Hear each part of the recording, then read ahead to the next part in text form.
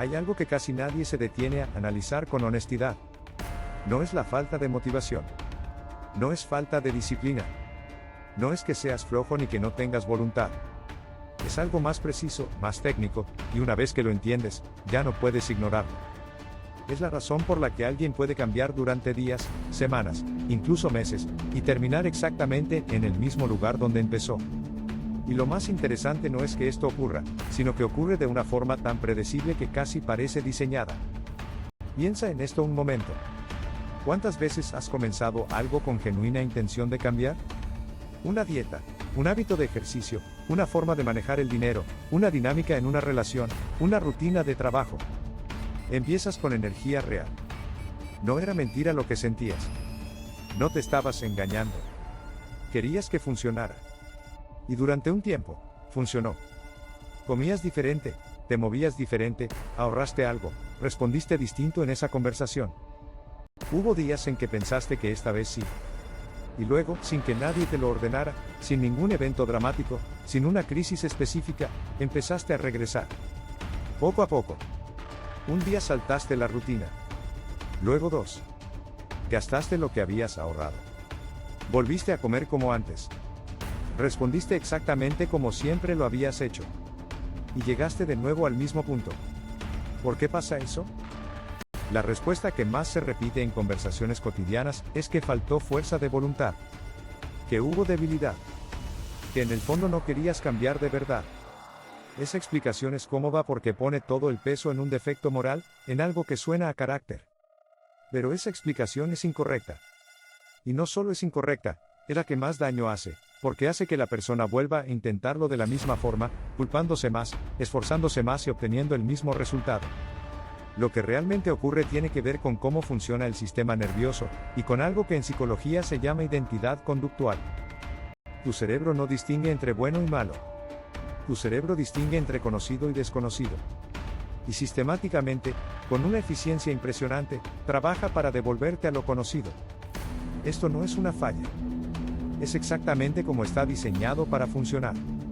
El problema es que ese diseño, que en muchos contextos es útil, se convierte en un obstáculo enorme cuando lo que es conocido para ti es precisamente lo que quieres cambiar. Aquí hay algo que merece atención. Cuando una persona lleva años con ciertos patrones, esos patrones no son simplemente hábitos. Son la definición operativa que el sistema tiene de quién eres. No es que tengas el hábito de procrastinar. Es que procrastinar es parte de cómo tu cerebro ha codificado tu identidad funcional. No es que tengas el hábito de gastar más de lo que ganas.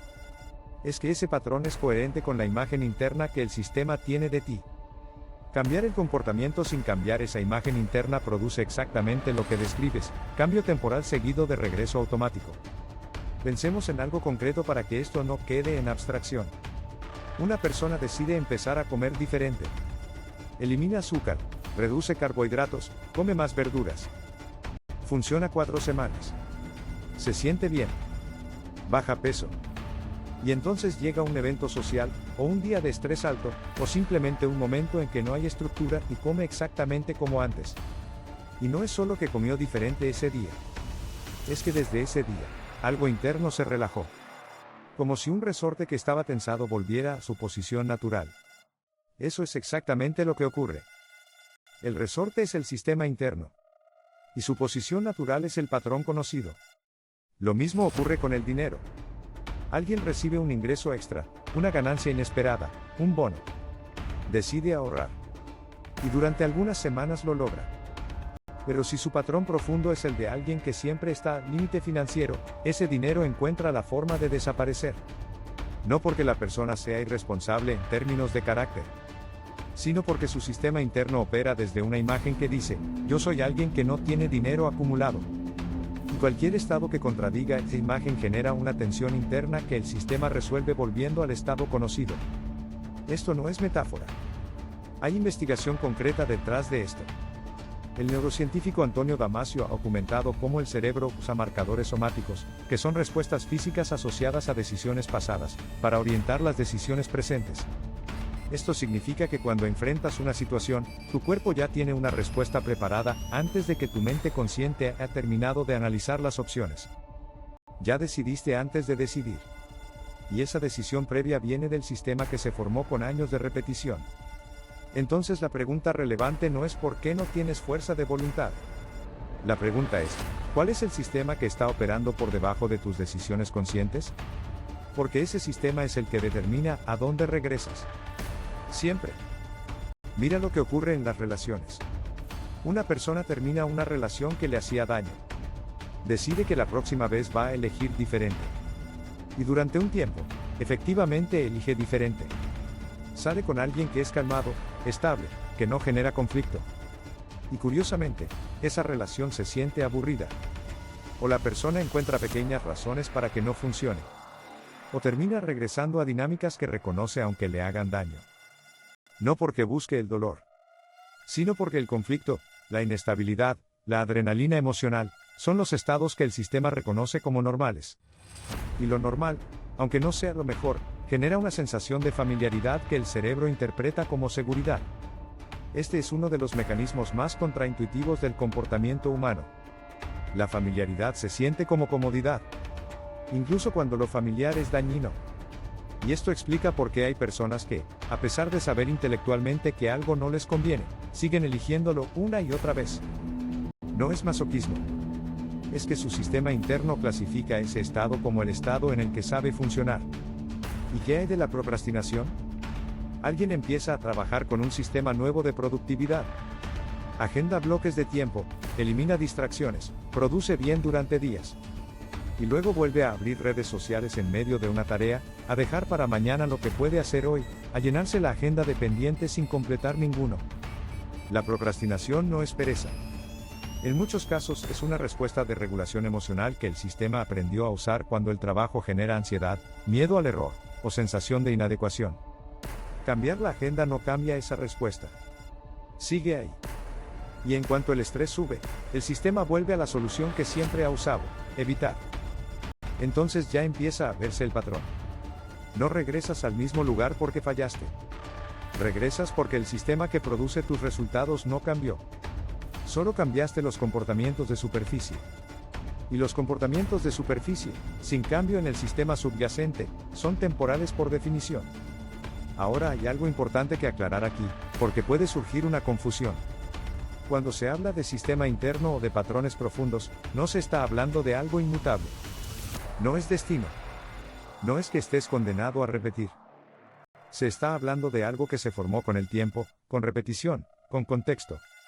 Y que por lo tanto puede modificarse con el tiempo, con repetición diferente, y con contexto diferente. Pero la modificación funciona de una manera específica. No ocurre con motivación intensa de corta duración. Ocurre con algo mucho más simple, y mucho más lento de lo que la mayoría imagina. Antes de entrar en eso, detente un momento en esto. La mayoría de las personas que buscan cambiar algo en su vida lo hacen desde afuera hacia adentro. Cambian el comportamiento esperando que el interior se ajuste. Y eso a veces funciona, pero es lento, frágil, y requiere un esfuerzo sostenido que depende de la voluntad consciente. Que es exactamente el recurso más agotable que tienes. La voluntad consciente se agota con el estrés, con el cansancio, con la incertidumbre. Y cuando se agota, lo que queda es el sistema automático, que te lleva de regreso. El cambio que dura funciona en dirección contraria. De adentro hacia afuera. Primero se modifica algo en el sistema. Y luego el comportamiento cambia como consecuencia de eso, no como esfuerzo contra el sistema sino como expresión natural de él. ¿Qué significa modificar el sistema? Aquí hay 3 niveles que vale la pena distinguir. El primero es el nivel de las creencias operativas. No las creencias que dices tener, sino las que tu comportamiento demuestra que tienes. Si dices que el dinero es importante para ti pero sistemáticamente no lo cuidas, tu creencia operativa sobre el dinero es diferente de lo que declaras. Si dices que tu salud es prioridad pero sistemáticamente pospones los hábitos que la cuidan, tu creencia operativa sobre la salud es diferente.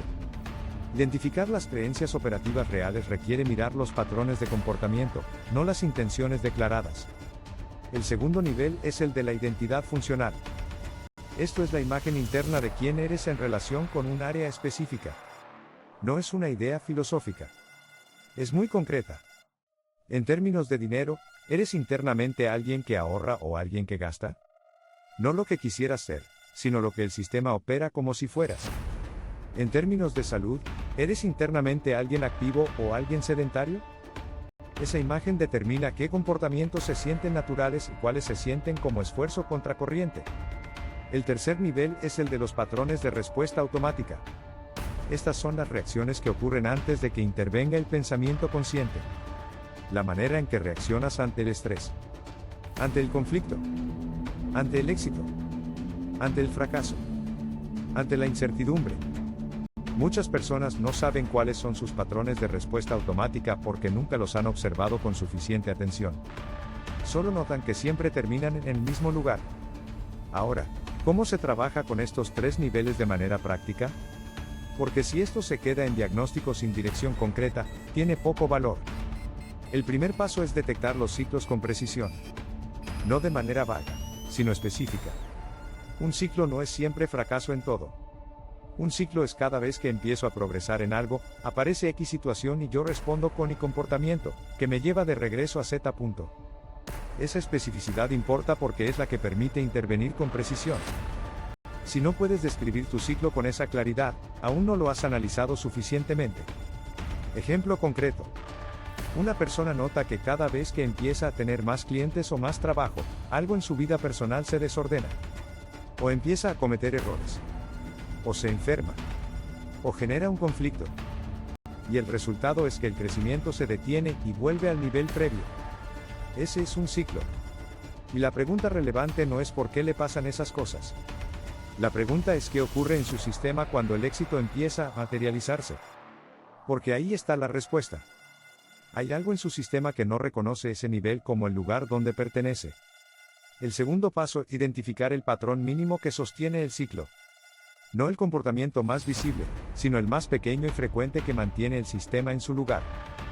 En procrastinación, ese patrón mínimo puede ser la decisión automática de revisar el teléfono cuando aparece incomodidad ante una tarea difícil. En finanzas puede ser la decisión automática de comprar algo cuando hay tensión emocional. En relaciones, puede ser la decisión automática de ceder o de confrontar ante ciertos tipos de conversación. Ese patrón mínimo es el eslabón más accesible del ciclo. Y es también el más intervenible. El tercer paso es introducir una respuesta diferente en ese punto mínimo. No en todos los puntos del ciclo simultáneamente. Solo en ese punto mínimo. Esto es importante porque el cambio simultáneo en múltiples puntos requiere una cantidad de energía consciente que no es sostenible. El cambio en un punto mínimo, repetido con suficiente frecuencia, empieza a modificar el patrón de respuesta automática. Y cuando el patrón cambia, el ciclo cambia. Aquí hay algo que va en contra de lo que la mayoría de los sistemas de productividad proponen. La consistencia importa más que la intensidad. 10 minutos de una práctica diferente todos los días durante 3 meses tienen más impacto en el sistema que un fin de semana intensivo de transformación. Porque el sistema se forma con repetición, no con intensidad. Y se modifica con repetición diferente, no con esfuerzo máximo de corta duración. El cuarto paso es modificar la identidad funcional de manera progresiva. Esto no ocurre con afirmaciones positivas. Ocurre con evidencia acumulada de comportamiento diferente. Cuando alguien actúa de una manera diferente y observa que puede hacerlo, esa observación empieza a actualizar la imagen interna. Una vez, no cambia nada. 2 veces, tampoco. Pero 50 veces, 100 veces, con la misma dirección, empieza a construirse una nueva imagen operativa. Y cuando esa imagen cambia, el comportamiento que antes requería esfuerzo empieza a ocurrir de forma más natural. Pensemos en alguien que quiere verse como alguien activo físicamente. No llega ahí diciéndose soy una persona activa mientras sigue sin moverse. Llega ahí moviéndose, aunque sea poco, con suficiente frecuencia como para que el sistema empiece a integrar ese estado como parte de lo que reconoce como normal. Y cuando ese estado se vuelve normal, ya no se necesita la misma cantidad de esfuerzo para sostenerlo. El sistema mismo lo busca. Esto tiene una implicación importante para la manera en que se deben medir los avances. Si mides el cambio por los resultados externos, es fácil desanimarse, porque los resultados externos tardan más en aparecer que los cambios internos. Si en cambio mides el cambio por la modificación en los patrones de respuesta, hay señales mucho más tempranas de que algo está cambiando. La primera señal es cuando te sorprendes tomando una decisión diferente sin haber pensado deliberadamente en tomarla.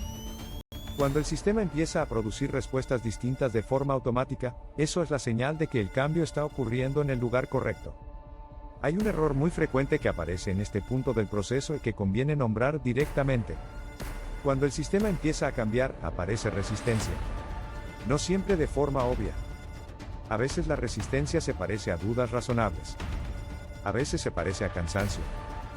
A veces se parece a la aparición de situaciones que justifican volver al patrón anterior. El sistema, mientras se está modificando, genera señales de alarma porque lo nuevo aún no es lo suficientemente conocido. Esa resistencia no es una señal de que el proceso está fallando. Es una señal de que el proceso está funcionando. Porque el sistema solo resiste lo que amenaza su estructura actual.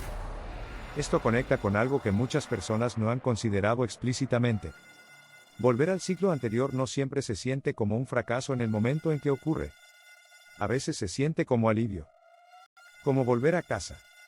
Y esa sensación de alivio es exactamente lo que hace que el ciclo sea tan poderoso.